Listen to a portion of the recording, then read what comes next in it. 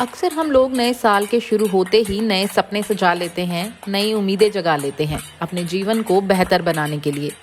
लेकिन साल 2020 लोगों की कसौटी पर खरा नहीं उतरा और इसके शुरू होते ही लोग इसके जल्दी खत्म होने की दुआएं मांगने लगे, जिसका सबसे बड़ा कारण तो विश्व विख्यात है और वो है कोविड-19 यानी कि कोरोना। कोरोना की वजह से पूरा विश्व त्राहिमाम कर रहा है और इस महामारी के दौरान हर किसी ने बहुत कुछ सहा भी और खोया भी, भले ही वह किसी अपने को खोना हो या आर्थिक तंगी का सामना करना हो। भारत की बात की जाए तो कोरोना के अलावा भी साल 2020 में यहाँ ऐसी घटनाएं घटी कि लोगों ने इस साल के खत्म होने के लिए दिन गिनना शुरू कर दिया। भले ही 2020 खत्म होने को है, लेकिन इस पूरे साल में जो कुछ भी हुआ, भारतीय उसको आसानी से भुला नहीं पाएंगे।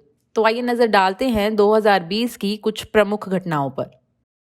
साल 2020 की शुरुआत में ही CAA यानी सिटीजनशिप अमेंडमेंट एक्ट को लेकर दिल्ली में लोगों को हिंसा देखने को मिली, जिसके चलते 53 लोगों को अपनी जान गंवानी पड़ी, जिसमें हिंदू, मुस्लिम, पुलिसकर्मी और इंटेलिजेंस के लोग भी शामिल थे। फिर भारत में कोरोना महामारी ने दस्तक दी और भारत में सिलसिला शुरू हुआ लॉकडाउन्स का, और जिसकी वजह से लोग आज भी आर्थिक तंगी से गुजर रहे हैं। कोरोना महामारी के बीच चीन ने भारत की सरहदों में घुसने की कोशिश की, जिसके चलते चीनी और भारतीय सैनिकों के बीच मुठभेड़ भी हुई और भारत के 20 सैनिक इस मुठभेड़ में शहीद हो गए। साल 2020 में भारत ने कई मशहूर हस्तियों को अलविदा कहा, जिसमें राजनीति और फिल्मी जगत के कई बड़े नाम शामिल हैं, जैसे कि अभिनेता ऋषि कपूर, इरफान खान, सुशांत सिंह राजपूत, कोरियोग्राफर सरोज खान, 400 से ज्यादा फिल्में करने वाले एक्टर और कॉमेडियन जगदीप। राजनीतिक जगत ने भी पूर्व राष्ट्रपति प्रणब मुखर्जी और वरिष्ठ नेता अमर सिंह को इसी साल अपनी अंतिम विदाई दी। साल 2020 में ही MDH यानी महाश्यांदी हट्टी कंपनी के मालिक धर्मपाल गुलाटी का 97 साल की उम्र में निधन हो गया, जो कि सबके लिए एक प्रेरणा स्रोत है। वैसे तो उनके निधन की अफवाहें बहुत सालों से फैलती रही हैं, लेकिन साल 2020 में वो भी इस दुनिया को अलविदा कह गए। कांग्रेस नेता के भतीजे के एक आपत्तिजनक फेसबुक पोस्ट के चलते बेंगलोर के लोगों को भी दंगों का सामना करना पड़ा। इस पोस्ट के जरिए मुस्लिम भावनाओं को आहत करने का आरोप था, जिसके चलते दो गुटों में झड़प हो गई और मामला दंगों में तब्दील हो गया, जिसके चलते पुलिस को कई इलाकों में कर्फ्यू भी लगाना पड़ा। इन दंगों में 3 लोगों की मौत हो गई और कई पुलिस वालों समेत 100 लोगों को भारी चोटें आईं। ये साल बॉलीवुड के लिए भी एक बुरे सपने जैसा था, क्योंकि एक्टर सुशांत सिंह राजपूत सुसाइड मामले में NCB यानी नारकोटिक्स कंट्रोल ब्यूरो ने ड्रग्स केस के सिलसिले में बॉलीवुड के कई A-लिस्ट एक्टर्स को पूछताछ के लिए बुलाया, जिसमें दीपिका पादुकोण, श्रद्धा कपूर, सारा अली खान, अर्जुन रामपाल और रकुल प्रीत जैसे एक्टर्स के नाम शामिल हैं।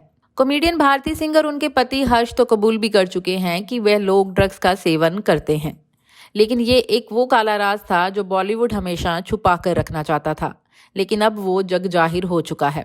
सुशांत केस के साथ ही भारतीयों की एकता भी देखने को मिली, जिसके चलते सरकार को भी ये केस मजबूरन CBI को सौंपना पड़ा। इसके अलावा भूकंप, बाढ़ और साइक्लोन्स ने भी इस साल भारत को घेरे रखा है, जिसमें शामिल है वेस्ट बंगाल का साइक्लोन अम्फान, महाराष्ट्र का निसर्ग, केरला में हुए लैंडस्लाइड से 24 लोगों को अपनी जान गंवानी पड़ी, बिहार में आई बाढ़ से तकरीबन 27 लोगों को अपनी जान खोनी पड़ी और लाखों ही लोगों का जनजीवन प्रभावित हुआ। ब्रह्मपुत्र नदी में आई बाढ़ के कारण 123 लोगों ने अपनी जान गंवाई और लगभग 5,500 गांव के 1.5 लाख लोगों को रिफ्यूजी कैंप्स में आसरा लेना पड़ा।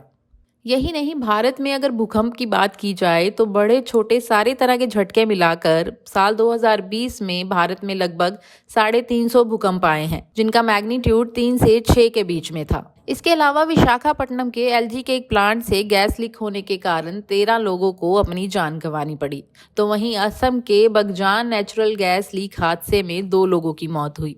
यही नहीं, वहां के आसपास के इलाकों को खाली करा लिया गया और इस गैस लीक के कारण पर्यावरण को भी काफी नुकसान हुआ।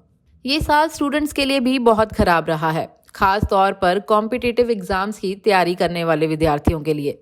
कोरोना की वजह से लॉकडाउन में सब कुछ बंद कर दिया गया, जिसके चलते स्टूडेंट्स अपनी तैयारी नहीं कर पाए। लिहाजन JEE और नीट जैसे एग्जाम को पोस्टपोन करने की मांग ने जोर पकड़ लिया। यहाँ तक कि स्टूडेंट्स ने बीजेपी के वरिष्ठ नेता स्वामी सुब्रमण्यम को भी फरियाद लगाई, लेकिन बात नहीं बन पाई। इसीलिए साल 2020 में सरकार और स्टूडेंट्स के बीच भी काफी खिंचातानी चलती रही। साल 2020 खत्म होने को है और हमें लगा था कि शायद कोरोना के अलावा सब बुरी घटनाएं घट चुकी हैं। लेकिन आज देश का अन्नदाता, देश का किसान सड़कों पर उतर आया है अपने हक की लड़ाई के लिए। देश के हर राज्य से किसानों की आवाज उठ रही है और किसान धीरे धीरे सब बॉर्डर सील कर रहे हैं। सरकार द्वारा लागू किए गए नए कृषि कानून से नाखुश किसान देश की राजधानी दिल्ली के बाहर सिंघू बॉर्डर पर बैठे हैं। सरकार और किसान नेता 5 बार इस मुद्दे पर बात कर चुके हैं, लेकिन इसका कोई हल निकलता दिखाई नहीं दे रहा है। हम यही आशा करते हैं कि साल 2020 खत्म होते होते सबकी सारी मुसीबतें भी खत्म हो जाएं। धन्यवाद।